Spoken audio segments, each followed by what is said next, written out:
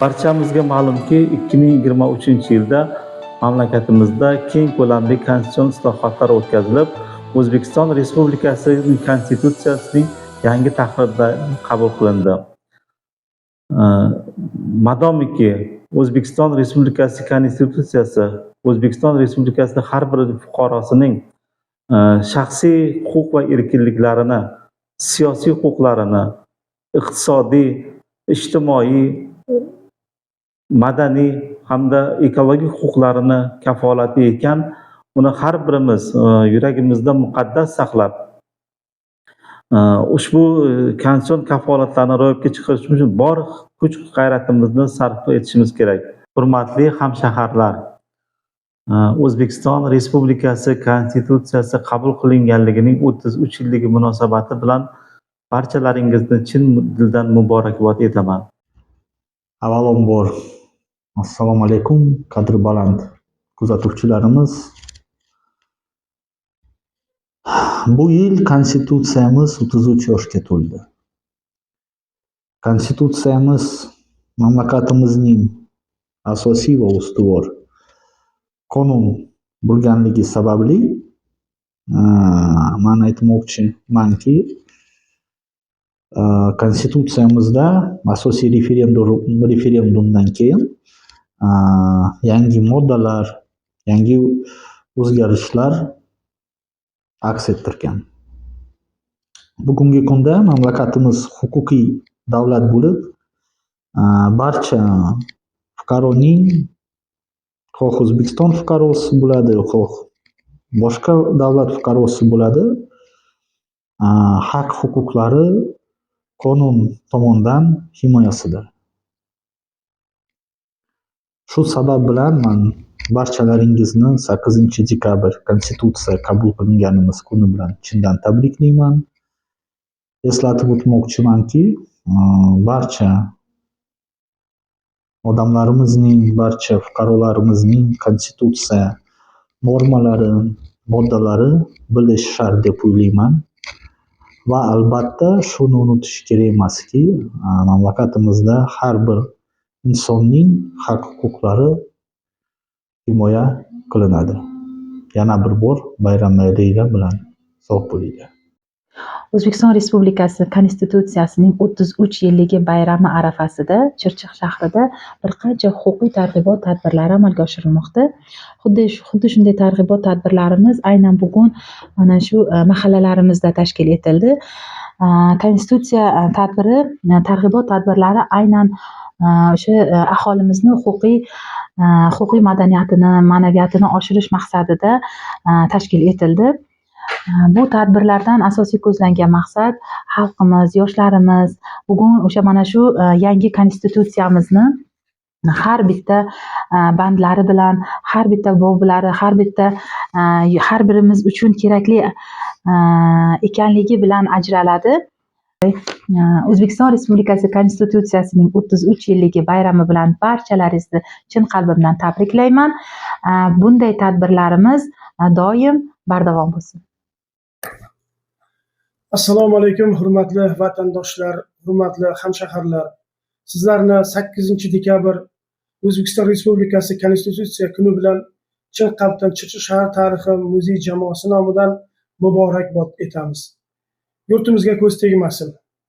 Osmonimiz hamisha musaffo bo'lsin. Sizlarni ushbu ulug' ayyom bilan chin qalbdan muborakbod etamiz. Bugun 8-dekabr O'zbekiston Respublikasi Konstitutsiyasi qabul qilingan kun. Tariximiz, madaniyatimiz va madaniy merosimizni asrash faxrli vazifamizdir. Hozir Chirchiq shahar tarixi muzeyi xodimlari bilan O'zbekiston Respublikasi Konstitutsiyasi va undagi qonunlar bo'yicha qisqacha savol-javob o'tkazamiz. Assalomu alaykum, Musharraf G'ofurovich. Bugun siz bilan konstitutsiyaviy bilimlaringizni tekshirib ko'rmoqchiman. Qisqacha savol-javob qilmoqchiman siz. Mana shudan bittasini tanlaysiz. Qani. Aha, bo'ldi. Qanaqa modda ekan? O'zbekiston Respublikasi Konstitutsiyasining 2-bo'lim 2-bob 59-moddasi. Fuqarolar Konstitutsiyada belgilab qo'yilgan burchlarini bajaradilar deb belgilab qo'yilgan. Rahmat sizga. Aziza Xormen, 1 minut vaqtingizni olaman. Mayli. Siz bilan bugun qisqacha savol javob o'tkazmoqchiman, bilimlaringizni tekshirib ko'rmoqchiman. Mana shu bittasini torting. Mana shuni tanlab. Aha. Mana shu moddani aytib berishingiz kerak. O'zbekiston Respublikasi Konstitutsiyasining 2-bo'lim 9-bob 53-moddasi. Aha. Bu modda har kimga ilmiy, texnikaviy va badiiy ijod erkinligi, madaniyat yutuqlaridan foydalanish huquqi kafolatlanadi. Aha. Intellektual mulk qonun bilan muhofaza qilinadi. Bundan tashqari davlat jamiyatning madaniy, ilmiy va texnikaviy rivojlanishi haqida g'amxo'rlik qiladi. Dilso'z opa, Eshitaman. Xormen, Salom. 1 minut vaqtingizni olmoqchiman. Bilimlaringizni bir tekshirib ko'rmoqchiman. Mana shu qog'ozni torting. Aha, shunisi. Xo'p. O'zbekiston Respublikasi Konstitutsiyasining 3-bo'lim 13-bob 73-moddasi. Aha. Albatta bu haqida ozgina tushuncham bor. Xo'p, qani eshitamiz. Kasaba uyushmalari xodimlarining ijtimoiy, iqtisodiy huquqlar va manfaatlarini ifoda etadilar hamda himoya qiladilar. Kasaba uyushmalariga a'zo bo'lish ixtiyoriydir. Ko'rmoqchiman, mana shundan bittasini tanlaysiz. Aha. O'zbekiston Respublikasi Konstitutsiyasining 2-bo'lim 11-bob 60-moddasi. Mana shu modda haqida ma'lumot Harakat berishingiz kerak. qilaman. Ya'ni 60-modda fuqarolar konstitutsiya va qonunlariga rioya etishga, boshqa insonlarning huquqlari, erkinliklari, sha'ni va qadr-qimmatini hurmat qilishga majburdirlar. Rahmat. Shunaqa hozir bitta odam keladi, mencha ko'rib bering, darrov qaytib kelaman. Shohida opa, to'xtang. 5 minut vaqtingizni olaman. Mana shundan bittasini tanlang, bilimlaringizni tekshirib ko'rmoqchiman, opajonim. Mana shu modda haqida ma'lumot berishingiz kerak. O'zbekiston Respublikasining Konstitutsiyasining 2-bo'lim 11-bob 61-moddasi. O'zbekiston xalqining tarixiy, madaniy, ma'naviy, ilmiy va tabiiy meroslarini tasvirlash shart. Tarixiy, ma'naviy, madaniy, ilmiy va tabiiy meros davlat tomonidan muhofaza qilinadi. Keyingi savol javobimizni Guli siz bilan davom ettirmoqchiman. Bilimlaringizni tekshirib ko'rmoqchiman. Mana shuni topasiz. O'zbekiston Respublikasi Konstitutsiyasining 1-bo'lim 2-bob 14-moddasi. Bu moddasida davlat o'z faoliyatini inson farovonligini va jamiyatning barqaror rivojlanishini ta'minlash maqsadida qonuniylik, ijtimoiy adolat va birdamlik prinsiplari asosida amalga oshiradi. Umid opa, mana shu oxirgi savol javobimni siz bilan o'tkazmoqchiman-da. Bilimlaringizni tekshirib ko'rmoqchiman. Aha. Mana shu modda haqida tushunchangiz bormi? O'zbekiston Respublikasi Konstitutsiyasining 2-bo'lim 9-bob 42-moddasi. Aha. Har kim munosib mehnat qilish, kasb va faoliyat turini erkin tanlash, Aha.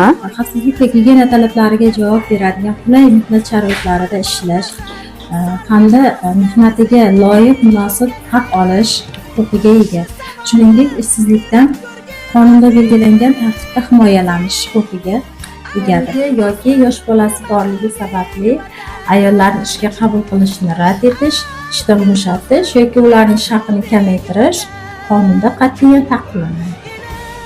Konstitutsiya davlatimiz poydevori, huquqimiz kafolati. Bayram barchangizga muborak bo'lsin.